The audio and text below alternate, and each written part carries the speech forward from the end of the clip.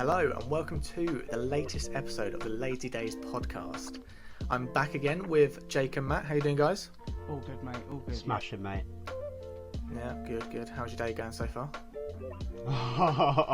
Not too bad for me. Matt's been having a stinker, but I'm all good. Yeah, I have. We won't get to that. We won't get to that. We'll leave that for we'll leave that for another time, shall we, Matt? Yeah. Well, today we've got a special guest on. We've got Jimmy, also known as Divert Living, as our guest. How you doing, Jimmy? Good. How are you guys doing? Yeah, all good. Everything's going good for you guys? Lockdown, though, unfortunately, in the UK. Oh, dude, that's a topic for another day. Very stressful over here. It's very stressful over here. The handling of it, atrocious. Yeah, it's been Oh poor. my god. Yeah. Are you on lockdown? Kinda, I guess. I mean, the US just kind of, they just do what they want, you know? I mean, the pubs are still open, restaurants are still open. Like, I guess it depends on the state and the governor that you have. Like, each state is handling it quite differently. New York City's kind of bad. It's gotten a lot better recently, but I'm in upstate New York, kind of like near the border of Canada. So Okay. where I'm at, it's like all yellow, so like everything's 100% open basically. Oh, that's Got good. ya. Then. Yeah, you're not doing too bad then compared to us. Yeah. It's not. No, it's not too bad. So Jimmy, It's not too bad at all. You're a bit of a YouTube creator, right? You like your traveling and stuff like that. Do you want to tell the Yes. people who you are and what you do for those who don't know you? All right, so I joined the military right after I got out of college and high school, and after that, when I went to South Korea, I was stationed in South Korea, and I got this like drastic culture shock. I got off the plane, my first duty station, nobody knew how to speak English in the airport. They're yelling at me in Korean, and I'm like, I have no idea what paperwork to fill out. So at that point, that culture shock kind of like gave me this drive to see other things and experience more of it. It's like a giant game of charades, basically. Like everywhere I go, because I don't speak the languages, I just got to kind of like act things out and try and make things work. Yeah. So I just like really enjoyed that.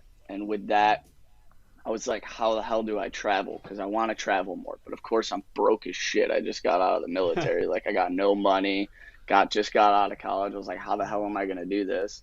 And so I started day trading like on Forex, and then that clearly didn't work.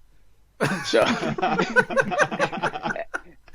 after that, I was like, all right, what's plan B? Plan B was the social media thing. At that point in time, there was a lot of big creators that were just popping up, like Christian LeBlanc from Lost LeBlanc from Canada, like big travel creators at that point. So I was like, you know, they're doing it. It's got to be possible. How the hell am I going to do it? So I just started creating YouTube videos and social media and being on every platform I possibly can. And it kind of just rolled on from there. Yeah, that's class. So I was reading on your website. You when you said you left the military, you left with like a couple of grand. What was like a step then? Like where did you go? What did you have on your like plan? Was there a place I got out of the military with a decent amount of money. It wasn't a lot, but I only like put $4,000 aside. I was like, shit, if I can't make this work with $4,000, like I'm not gonna blow through everything I've saved. So I was throwing hay bales at the farm next door to my house for like 5 months, and it was middle of the summer, 90 degrees, just throwing hay bales for money under the table. And then I saved up $4,000 from that, and I was like, all right, at this point I got $4,000. How am I gonna make this work? So I ate a lot of instant noodles and a lot of chicken. Sounds like my university life, that does. Yeah. So I did that for about 10 months. And in the 10 months, I did 8 countries on $4,000. That's Bloody incredible. hell. How'd you do that then? I went to Indonesia, Vietnam, Thailand, Philippines, like places where the US dollar holds like very strong, you know, the currency is very strong as the US dollar, so it like lasts a lot longer. And then once you're in Asia, flights between the countries in Asia are only like $40. So like every month I would rent a place for a month, and then every month I would take a $40 flight to a new country. That's class. And I was just eating a crap ton of instant noodles and cheap beer. You make it sound so easy. That doesn't sound. It's not. Yeah. It's easy. Yeah, I guess if you wanted like the travel part, but like the whole living on instant noodles is not so easy. Oh yeah, No. I can imagine that. I can imagine that. It's like how many flavors you got? You got beef and you got chicken. It's like, what do you want for dinner tonight? Because that's all there is. Was you constantly going to like 7-Eleven and getting all the meal deals from there? Because they're big in Mixing America. it up, you know. You go to the local markets. You're like, what do they have here that's under $1? I can put in this instant noodle to kind of make it classy, you know. Yeah. Out of those 8 countries, what had the best beer? Come on, there's got to be one country that's. Oh, slapped. Vietnam! It was 10 cents a cup. Ooh, Oh god, that's a dream. That Bloody is hell. a dream. It's a What's that dream £4 a pint here? until you're Yeah. on the street for 6 hours and you're only $1.50 in and you're wasted. Then it's not really such a dream. That's incredible. I don't know about that. I think we'd love that over here. Yeah. Paying £4 a pint. Ooh, don't think so. You basically have to break a £20 note in order just to get 4. Really? Yeah. Yeah. it's crazy. Like, For a round of drinking us, you'd be breaking good 20. beer. Yeah. Yeah. I mean, they do have good beer. They got good pubs. They got everything over there. It just depends on the quality of life you want to live and how you want to live. Yeah. So was your first video made in Indonesia then? Yeah, it was in Indonesia, sitting on a beach. It was like it's really drastic. Like it's when you first start talking to a camera, you know. I mean, even in the U.S., like when you're in Asia and you're a foreigner and you're like a white person walking around Asia, like you already get stared at. So like, there's no big deal. It's like, all right, now you're getting stared at because you got a camera in your hand. But when you're walking around the U.S., it's like now you're a U.S. citizen walking around talking to a camera. Now you're like everybody's staring at you, and it's like, all right, this is kind of strange, you know. Have you become like accustomed to like being on film? Because Yeah, no, it definitely gets easier, man. It's like at first I was like hiding in like the corners talking to a camera because you're embarrassed to talk in front of the camera. But as time goes on, you get used to it. You get used to the looks, and you just kind of like roll with the punch. It's not so bad. Yeah, because I remember being like in year 9, I got set this project, Which I You have to do, think like, a in vlog. America is like, I think that might be like 8th grade maybe. Yeah. I'm trying to Yeah, figure out what it yeah, would be. ninth grade. You're about 13 years old, 14 years old. But definitely. yeah, I mean, I got set this project to basically do a vlog, and I was going on holiday and a GoPro, and it just felt so awkward walking through like an airport with it on like a tripod. That's a feeling I could never get used to. And I think how many episodes were it? Like 5th? It's the 5th, isn't it? Yeah, this is our 5th episode. Yeah. Of the podcast. It feels normal now, but at the start, I don't know. It's weird. But now imagine taking the microphone and walking out into the streets and talking to people. Exactly. That's something I don't think I'd get Different used ball to, game. but- Yeah, it's different. It's definitely different. But I mean, it's something you become accustomed to after a while, you know. Yeah. Nah. Hopefully we'll be able to try that maybe one day. We're all planning on meeting up when we can and recording, and hopefully getting people in to see us as well, which will be a little bit different. So we'll have to get past that barrier first. Yeah. As well. So, out of those 8 countries, then, where was your favourite? Like, simple question. Ooh, you think that's a simple question? That's not such a simple question. I mean, there's a lot of pros. There's a lot of pros and cons to each, right? Yeah. Each country has their own culture, their own customs, and like being in Asia at that time, that's what kind of makes Asia so special. Is like if you travel South America, almost everywhere was run by Spain at one point. So all your main cathedrals, your center squares, they're all basically the same. It's kind of like, yeah, you have very diverse foods and different customs when you get into like the tribes and stuff in South America, but like it's very similar. Where when you go to Asia, you could literally take a 40-minute bus ride, and like the culture's different, the architecture's different, the food's different, the people look different. Like everything is just a foreign concept on like a 40-minute bus ride. So it's really cool to see that. But I'd have to say either the Philippines or Indonesia, because like your money goes so far, and there's like everywhere you go around the corner, there's waterfalls, there's volcanoes. It's just like something you see in a movie, dude. It's just like so foreign to like especially being from the U.S., it's just like such a foreign world over there. It's amazing to experience it. And when you're in these places, do you prefer being in sort of the busier environments or being on your own in more of a quiet setting?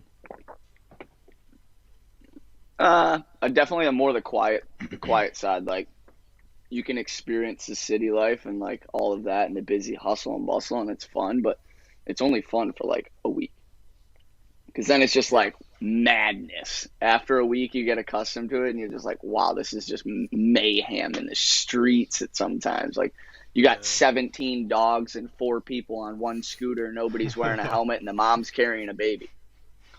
Yeah. It's like I can relate to that a little bit. I mean, I've only been to Thailand, and I went for a 2-week holiday with my mate.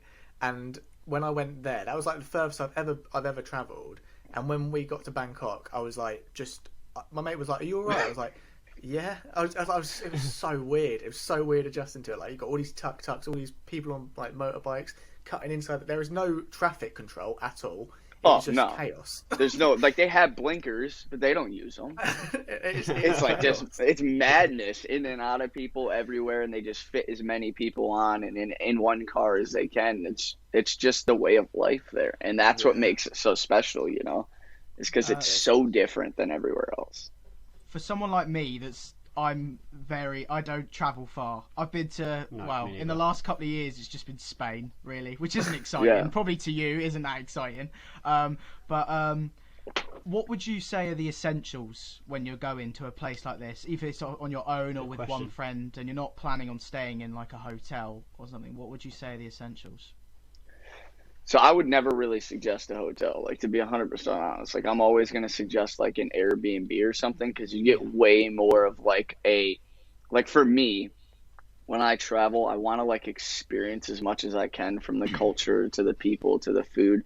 When you're in a hotel, it's just too easy to pick up a phone, press 0 and be like, "Hey, can I get a burger and fries?" Yeah. You know, it's just like so simple. But when you're in an Airbnb, it's like you're kind of forced into this local way of life.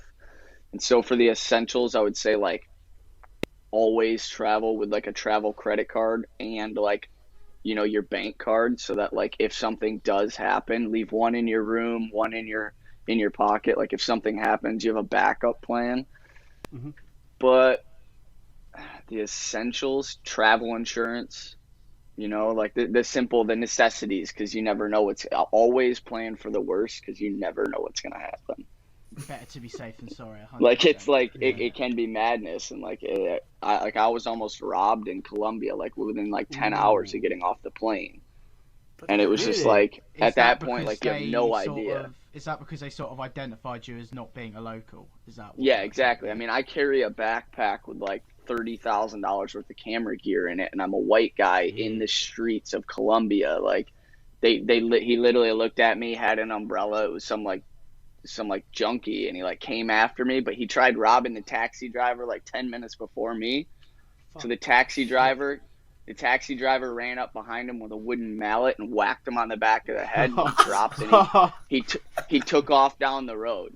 So like at this point, I'm like, damn, like I don't know what happened, but that just like saved me. Yeah. Well, welcome to Colombia. Yeah, it's like, yeah, you get off the plane and this is your first experience. I was like, damn, I don't know, like should I just go back to the airport right now? Like, that's crazy. Did that ruin it a bit for you? Like you're welcoming? Oh, it was like I was on edge at that point. You know, like you just at that point you like people when you're traveling certain places, like you're targeted because you're a foreigner. You know, you don't speak the language. You don't look the same. Like I travel, I got flip flops on, and I'm walking through the city of Colombia. Like they're like, yeah, you're definitely a foreigner. You got shorts, a cut off on, and flip flops in Bogota. Like, yeah, you're gonna stand out. Like you're not on a beach, buddy. You know. Yeah. I think 100%. that kind of ties into what I was really keen to ask. What has been your worst experience when out on traveling? Like something like that. Like, for sure, there's one thing that sticks out like instantly when you ask that. So when you try, like we talked about budget travel, and budget travel can add like a lot of unknown stressors in life. Sure. Yeah. Because you're trying to cut so many corners to save as much money as you can, and at that time like you run into a lot of problems. So I was on El Nido, an island in the Philippines, and I was like looking up the cheapest. Like there's only one airport on the island. It's like $150 to fly from that tiny airport. And I was like, oh, there's got to be a cheaper way. You know, we're in the Philippines. Like, there's got to be a cheaper way. Yeah. So I hop on this website, and it's like, yeah, you can take a boat. And I was like, okay, you know, that's not so bad. It didn't tell me the duration of the boat ride, nothing. I was like, oh, you know, it's not so bad. So I go to the dock and I booked the boat ticket. It was like 85 cents to get on this boat. And I'm like, okay, sweet, you know, like good deal. Like I saved a ton of money. Well, that night we run into people we know, so we go to the pub and like now I'm hungover the next morning. I wake up, I almost missed the boat, and I get on the boat and it's a fishing boat. And it's a 7.5 hour ride across the ocean to the other island. And there's no food. And there's about 200 people on this little fishing boat. No, like, and it's so just, sick. it's like, you went to Thailand. Have you ever seen the boats in Thailand? Yeah. It's like a truck motor on like a pole with a guy holding a pole. And it's like 6 hours of these motors just across the ocean, and they're fishing and catching lunch. Well, that's not where it ends. Like I got off the boat thinking that there was going to be a bus to take me to the other side of the island, and there wasn't. It was like, now there's a van, and the vans are kind of like the tuk-tuks. And they just load as many people in as they can, because the more people, the more money they make. So every 15 minutes, 20 minutes, they're stopping to get more people and more people. And I'm like, this is like a 20-seater van. And now there's like 30 people, 35 people in this van. And like when they're stopping, they're passing kids over the heads of people, like to the back. So now this van ride is like 6 hours, 7 hours. And it's through the mountains of an island in the Philippines. And there's like one other foreigner in this van, and she is just so sick from driving because it's like through the mountains. So she's throwing up in between her legs next to me in the van, and there's just tons of people in this van just swerving in and around the roads in the mountains, and I'm just like in the back just bobbing and bobbing. She's throwing up next to me, and I'm just like, at that point in time I looked at myself and I was just like, I am never traveling that cheap again. Like my time is just, that was where it was like the time versus money came into it, and I was like, I am not doing this ever again. That was a big learning curve then. Yeah, it was a massive. It was like a 12-hour hell learning curve. Was that kind of like early on in your traveling days, or was that kind of like? No, it wasn't, but I had never experienced anything that bad. I was just like, this is just like the worst situation in my life. Like, this is where like you look at yourself and you contemplate, what am I doing with my life right now? Yeah.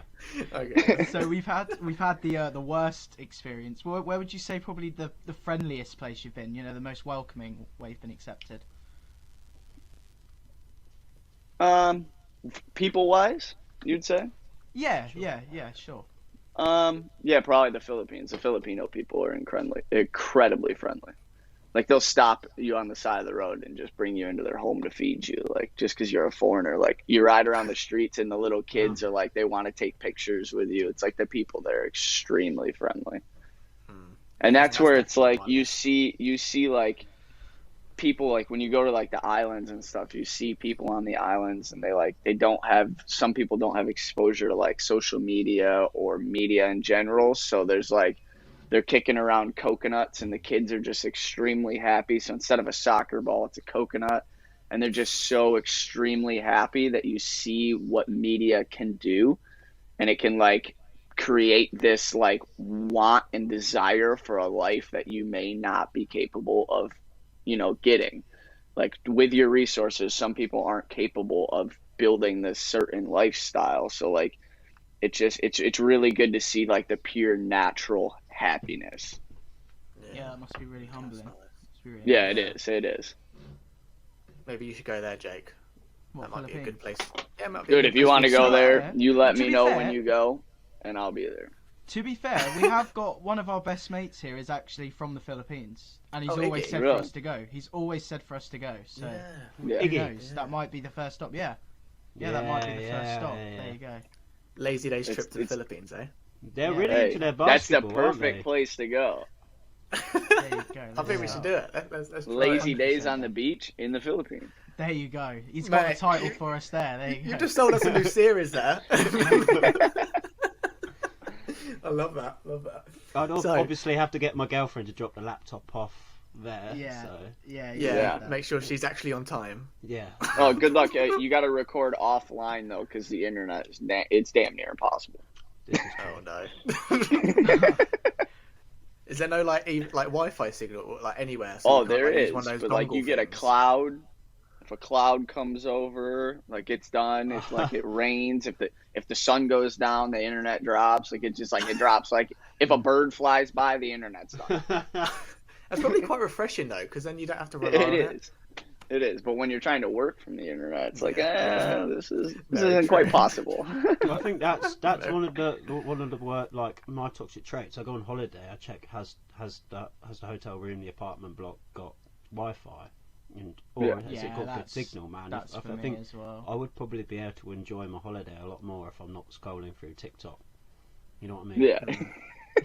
I mean, dude, TikTok's just toxic, man. That's why I'm not even on it. Like, I created a profile. It's just like you're just like wasting time, just scrolling all the time. And like some of this stuff is like knowledgeable and like helpful, but like most of it's just like watching cats jump at walls or watching couples do this little intertwined thing. It's like, dude, you're really getting paid to just like play with your arms. The money is I'm crazy, just like, I can't even believe it.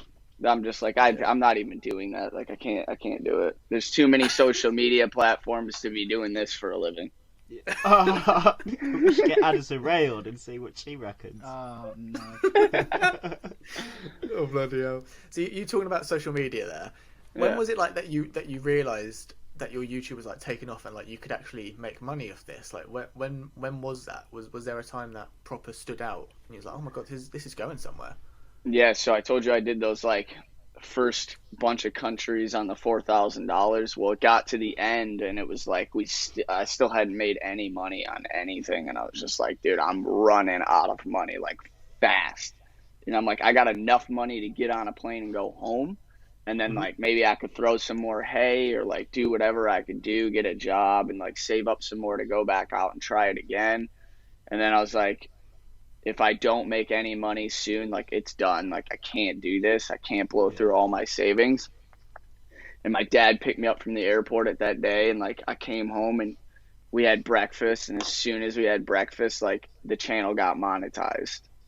Like literally the day I said I was coming home, and that morning, like within 10 hours of me being off the flight, it was like the first monetization happened. And I was just like, all right, this is kind of like a sign. Like it's like every time that like I wanted to like stop, because when you're doing this, like you're kind of like lonely, you know, you don't like see people, you're not like in an office with a bunch of coworkers that are like bumping you up to keep you going. It's like you don't see people, you're alone, like you're just creating to create to hopefully one day make something of it. And then every time I thought about like, you know, I gotta stop, something always happened. It was like your monetization came in, or like a brand deal came in. It's like something always kept me going. Like I don't know if it was just like luck, if it was just like a sign telling me to not stop, but it was just something always happened. Like every time I wanted to stop or like convinced myself I needed to stop, it was like right after something would happen and it would be like, you have to keep going. Yeah, that's class. I want to go back to what you were saying about living off instant noodles. Now that you don't have to do that, I assume.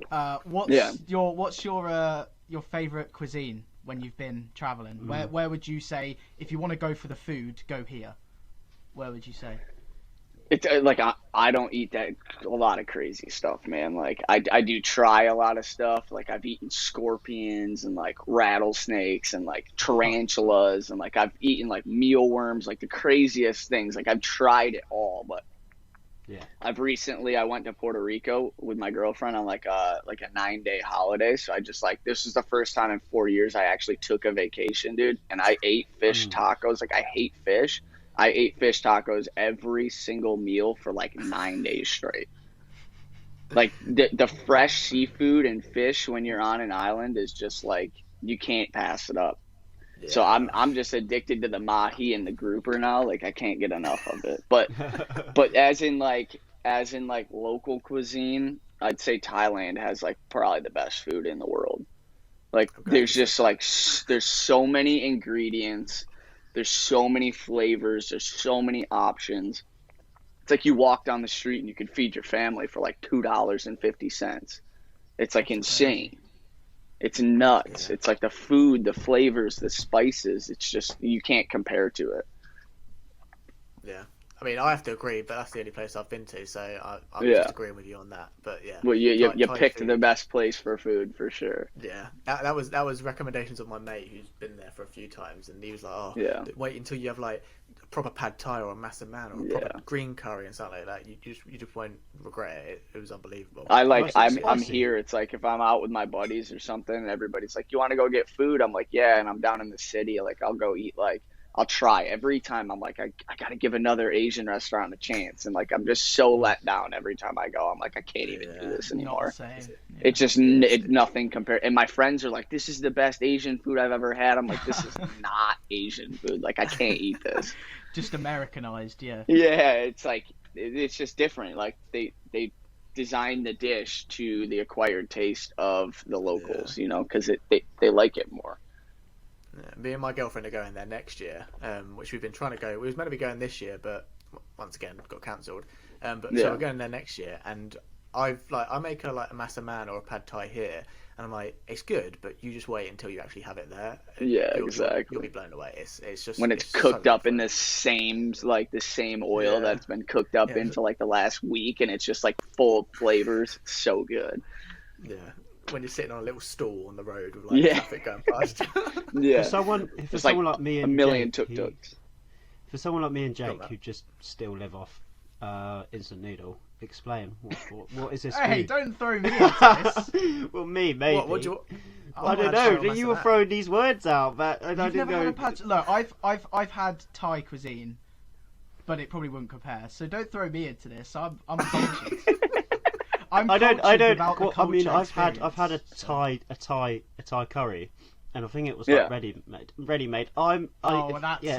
So I don't think it counts. But you were saying all these names. I was trying to just, that makes sense. But yeah, to me, what are these foods that you're talking about?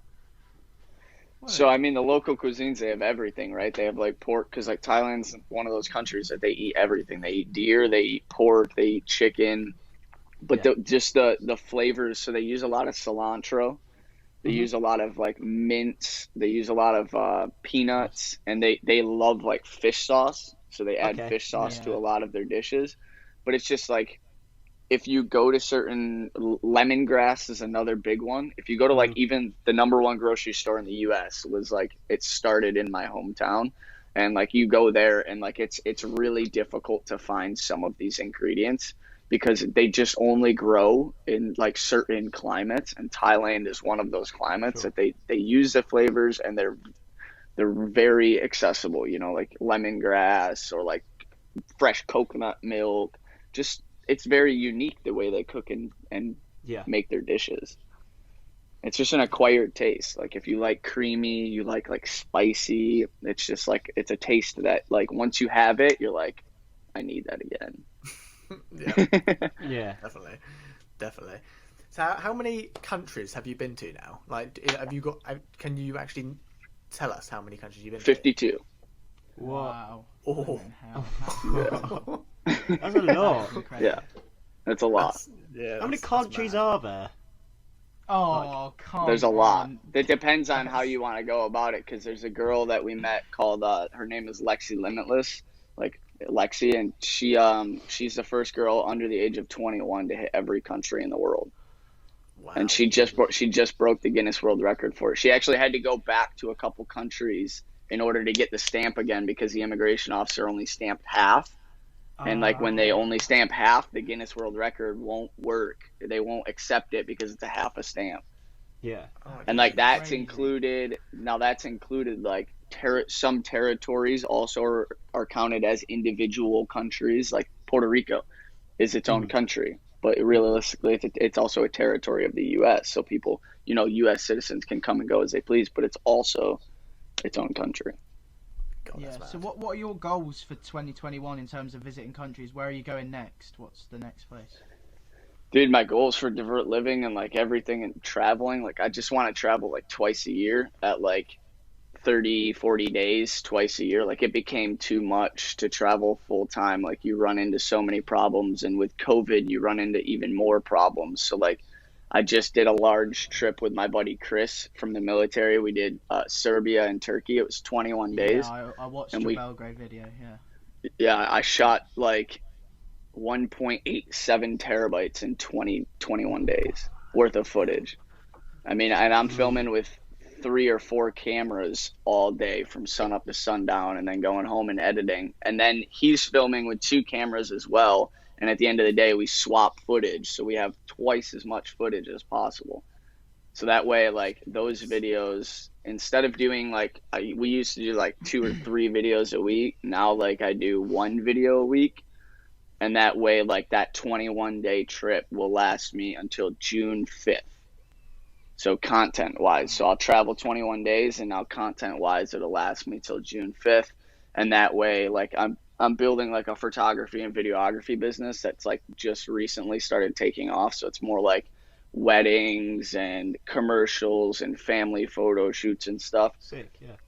And I did that prior to COVID. Like I had the idea because like, dude, I'm like 28 years old now. Like I want to like be home. Like I bought a house. Like I just want to like build this like life at home while still having the freedom to travel. But I just want to like also, like I'm not missing birthdays anymore. Between the military and travel, I was gone for like 9 years.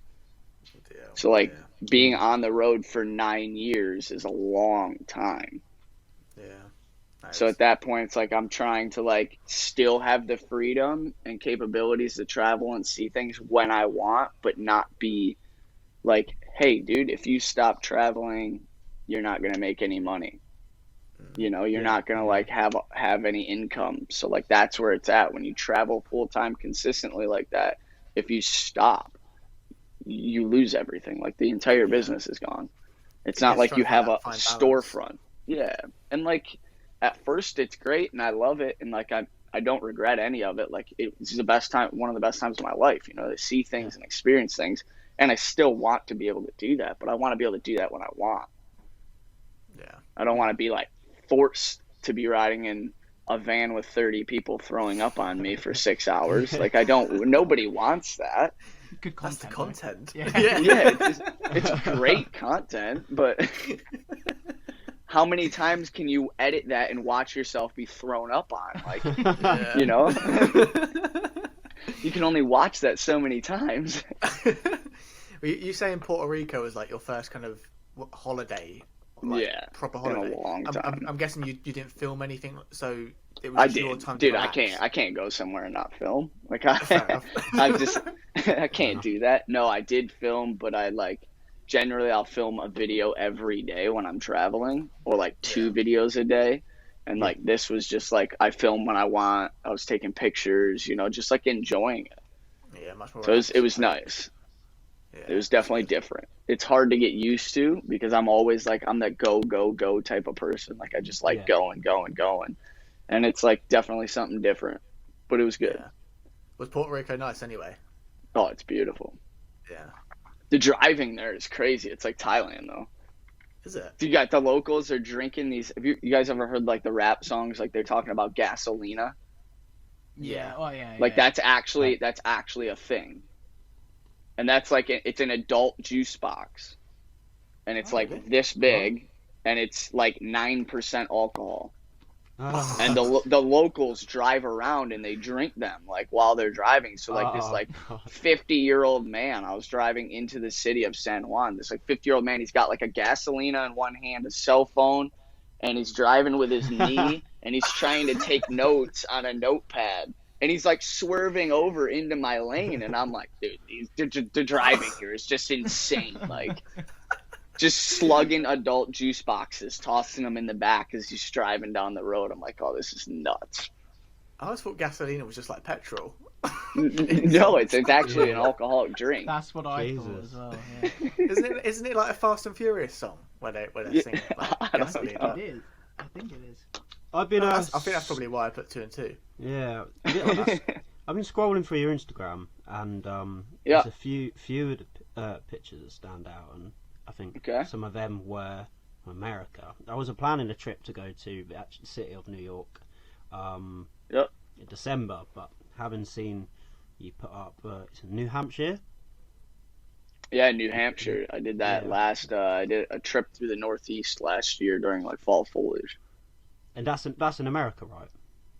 Yeah, it's in the northeastern part, like by Vermont, Massachusetts, and then you can drive forward and you can go to like drive more north and go to Canada.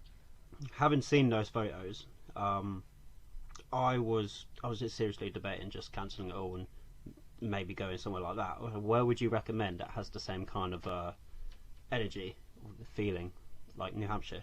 Well, it's like if you're going like that area of the U.S. or anything, you're more expected like you know, laid back vibes. There's not really like huge bustling cities like New York or L.A. Like it's like you're going there specifically for fall foliage, for the lobster, because Maine lobster is known around the world. Lobster. Yeah, you love lobster too. You eat it in ice cream, mac and cheese, burgers. It's just like ice you cream. Eat so much lobster you drop. Oh yeah, lobster ice cream, man. It's actually pretty good. Wait, lobster ice cream? Yeah. No, like that's a thing. That one. Yeah, that's a thing. Like frozen chunks of lobster in your ice cream. To be fair, we eat beans on toast, so you know. Yeah. You know. I'd give it a go, but it sounds a bit. Oh, it's pretty good. It's pretty good. You'd think it's like when I went into eating it, I was like, I don't know about this. But it's like buttery ice cream. It's really good. Would you say that you've travelled to majority of states in the US, or is that's not really your thing? No, dude, I was so broke I couldn't even afford to travel to the US. Like I focused on international countries because it's just like your dollar goes farther and you can create more content and get more ROI on your investments. At that point in time, it's like, how can I build a business and, you know, not invest as much money? And when you travel in the US, that trip across the US was like probably $4,000, and it was like I only hit 5 states. Yeah, compared to that was countries. 18 days long. I spent $4,000. I hit 8 countries, 10 countries in 10 months.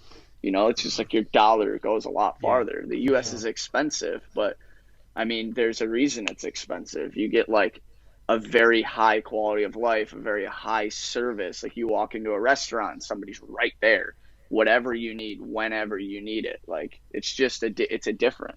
You know, it's like, I mean, being in the UK, I imagine the service is probably quite good in most places, you know? There's always the argument that the South, we're from the south of England, and that's always deemed more expensive. And it is expensive to live around here, and I'd agree with you in that. That's why I've not really visited many places. Although, to be honest, scenically, England's not the most attractive place. It's all a bit dry, isn't it? Dude, when I think of England, I think of like cloudy weather and like you're not wrong. rainy. Hey, literally is like that right now. Yeah, I was going to say, if we got 180 the camera, I think we're all staring at the same kind of cloud. It's just one cloud. It's just grey. Yeah, it's just grey. Yeah. Well, I mean, up by me, it's generally the same as well. When you're on the border of Canada, you're either getting snow or you're getting rain. We don't even get most snow. of the time. It's more like ice. It's just ice. Yeah, it's just cold. We get snow and it's gone within like maybe like a couple of minutes because all the kids go out and like play in it. Yeah, it's just. And then it rains. Yeah. But you were asking where I would suggest the U.S. I mean, the Northeast is gorgeous, but it depends on what you want. Like I haven't done any of the West Coast, but the West Coast houses some of the best things to see in the U.S. Like you have like Yellowstone National Park, you have Vegas, you have Arizona, the Grand Canyon, like that whole Washington State. Like that whole side of the US up there, the Northwest, is like insane. And it's like I can't speak on it because I don't know it, but if you're going East Coast, like the South is the beaches. You get, Key West, Key Largo. Yeah. You're right by Cuba. Like you have that tropical feel. But if you go to the Northeast, you're getting like the mountains, the forest, the bears. You're getting all that like very rugged lifestyle. So it just depends on what you want to see. I ask as well. You said about service. I ask as well. Just because I watched. I don't know if you've seen it. Into the Wild. It's the film. Yeah. About I watched that, and to be honest, I never knew there were so many places, just so mesmerising places in America, and I just thought, like before that, LA, New York, Las Vegas, that's where I'd want to go if I was going. Maybe Florida, but that's completely changed. Completely changed my view. Utah, Montana, Washington, like all those places are just insane. No, it's incredible. I really didn't think. It's very, very diverse, the U.S. Yeah. I've only been to Florida in America, and actually no, I've been to New York as well. I don't know why I just said that. But like you said about the service, I've always felt that when I've been in America, it's been on a totally different level to the UK. You are like number one all the time. Like they're constantly. Yeah, you know why? Because they get paid more. Well, yeah, it's very tips, true. I mean, tips here start at 20%, but if your meal's $300, then you're tipping 30% at a restaurant. I mean, dude, a waiter will hustle for a lot. Most of their money comes from tips, so like that's why. That's the difference in the UK, I think. Dude, you guys mind giving me a second? I gotta let my dog go out. Ahead. Yeah, go ahead. That's fine, man. Go for it. Go ahead.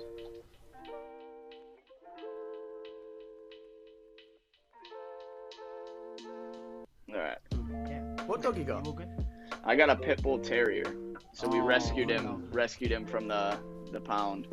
Yeah, everybody's so scared. My UPS guy won't even drop packages off anymore. Oh, that's so It's like it's my dad's house, my house, and then my uncle's house. There's like 22 acres between all three houses. And then like he just roams freely, like he's never on a leash. He just goes. There's like a horse farm out back, so he chases horses, and then he'll come back for a couple hours, sit on the porch, and then he'll wait for the UPS guy to back up. And the UPS guy now just opens the back door, he kicks the boxes out, and he shuts the back door because my dog just goes nuts. Mate, he's living life. Oh, it's the best life you could ever imagine. Oh man, right. I'm gonna go back to when you was on about like your little trip to Serbia and that. Yep. You on your videos you were saying like how good Belgrade was. Yeah. Like is that a place to visit for sure? Because that's not. Yeah. Far from No, us, it's really. like, man, it's a hidden gem. Like many people my buddy told me he was going to Serbia while we were traveling the Northeast for fall foliage, and I was like, Serbia? What the hell is Serbia? Who goes to Serbia? Like, most people don't even know it's a country, like, or what it is. Like, I mean, at least in the U.S., if you ask somebody about Serbia, they're like, no idea where this place even is. So, like, I just got on this $300 flight. I ended up in Belgrade, and, like, some random Serbian that my buddy, like, met just picked me up from the airport. I got in a car with him and his girlfriend. I was like, well, I don't know where I'm going. I don't know where I am. I just heard of Serbia. I didn't research anything. I didn't know what the currency was. I didn't know what time it was. I got off the plane and I was like, I have no clue where I'm at right now. But it's absolutely insane. It's incredible. Like, the party life is nuts. Like, the clubs don't close. I mean, even during COVID, they were like, before like the main spike happened, it was like 4 a.m. People are out 4 or 5 in the morning. And it's just like craziness there. But like, it's just a completely different life, you know? I mean, when you go to the countrysides of Serbia, it's very much like what you expect, like very distant, long driving. It's a very flat country, so you're just driving through fields for like hours. But in the capital, Belgrade, there's just so much history, so much architecture, food, drinks, party scenes. Like, it's just a really good time. Yeah, I really, I've really kind of enjoyed it. Go there because It's nice. I follow like a lot of football, and Belgrade is like huge with their football, and their fans are like their ultras are ridiculous. So that's always like one place that's always stood out to go. Yeah. If you could, if I could go to a football match, I'd probably go like somewhere like there because like the Yeah. rivalries are just insane, and the people will just look kind of nuts, but also really cool. Yeah. No, I mean, some of them are definitely pretty crazy. It's like what you expect, like the old fur hats on, walking around. You're just like, what? Where am I? Is it easy for you to I love adapt that. to the cultures when you go traveling to, if it's Asia or Europe? Is it easy for you to adapt to, you know, how they live? If you keep an open mind, you can adapt to anything, right? Like, I mean, you just got to be willing to try the things. Like, I was in Kazakhstan and they were drinking like fermented horse milk. And like the tourism board brought us there, and we were with like a bunch of other creators, and it was like you're drinking a glass of fermented like horses and milk. Like, I didn't even know milk came out of horses. No, I know. Yeah, no. Me neither. No. Like, what? And now I'm like, oh, it was just like. But when you're in a place like that, it's their culture, it's their customs. You know, you gotta try it. You can't stomp on it till you try it, and it's just like some things you really like. Did you some like things you fermented don't. horse milk? Did you like it? Hell no. Hell no. If you could compare it to one thing, horses are not meant to be milked, bro. That is not a thing. Oh no. Oh, fermented that's as well. Grim. Yeah, I mean, it's worth a shot, but I mean, it's a small sip you're gonna take just to give it a shot. Yeah. I bet I'll wake you up in the morning. Oh my god. But at the end of the day, that's probably one of the most beautiful countries I've ever been to. Like, I was on the border of China, Russia, Mongolia, and Kazakhstan, and it was just like in the mountain. You ever seen like those videos of people like just in the wild? Like, most places in the world, you don't even think that even exists anymore. Like, you just think that like, hey, everything's developed, there's life everywhere, everything's pretty accessible. Like, no. Like, there's like wild packs of horses roaming over the borders of China, Russia, Mongolia all day. Yeah, white snow-capped mountains everywhere. It's like, honestly, probably one of the most beautiful places I've ever been in my life. It's kind of sad when you think of Kazakhstan, all you think of is Borat. You know, Borat wasn't even filmed in the tourism board. The lady at the tourism board hated me after I left there, because like on my Instagram highlights, I had a silhouette of the guy for Borat as the thing.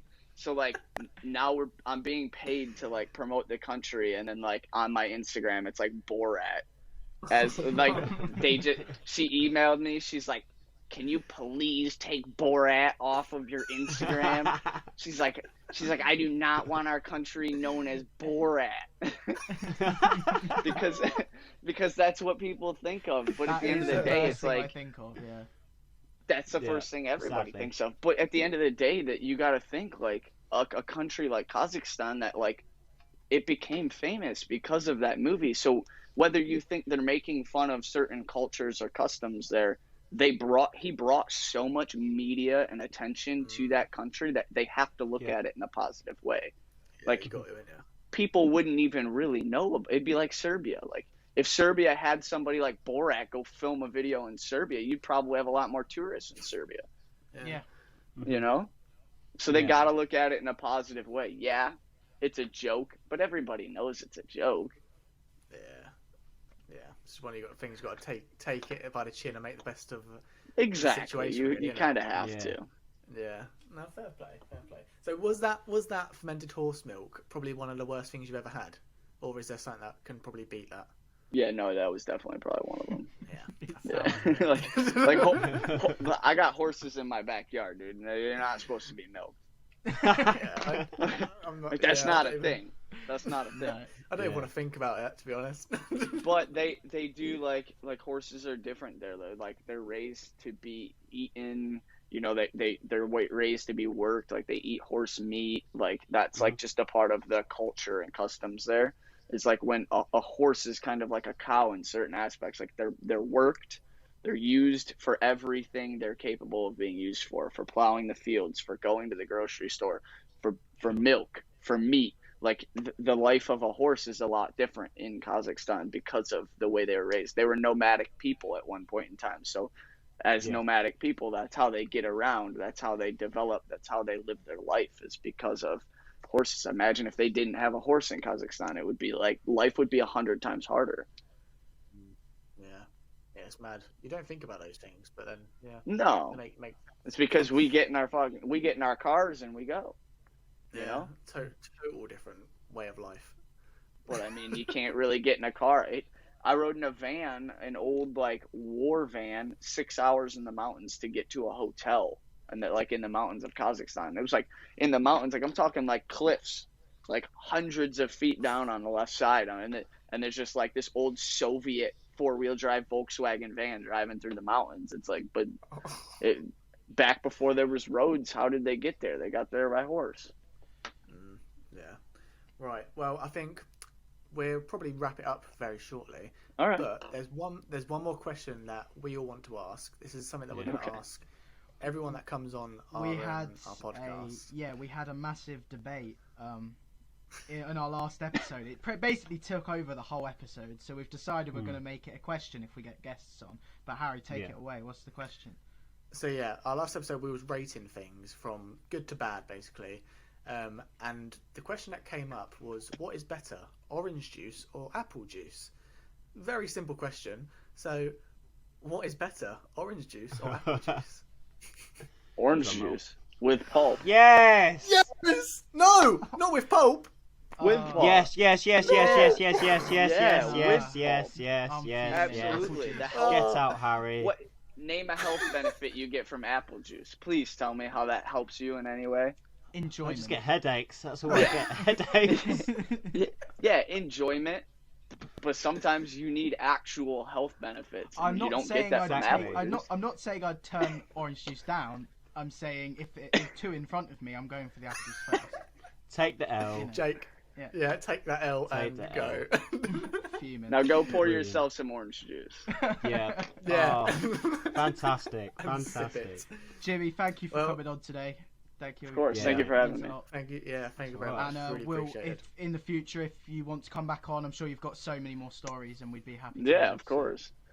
Thank you so much. Of course. Well, thank you guys, and let me know when it goes live. Send me an email, and I'll make sure to share it. Thank you very much. Appreciate it. If you haven't already, guys, as well, go check out Jimmy's channel, Divert Living. There's some quality videos on there. We'll stick it in the comment. I mean, link box. Our 90 followers probably won't make much of a difference, but you never know. Hey, everybody starts somewhere, guys. Everybody starts somewhere, and just remember, when you do think things are going bad, it always gets better. Very true. Very true. It always gets better. Well, thank you again very much. It's really appreciated. Have a good day. Bye, guys. You too. See ya. Bye.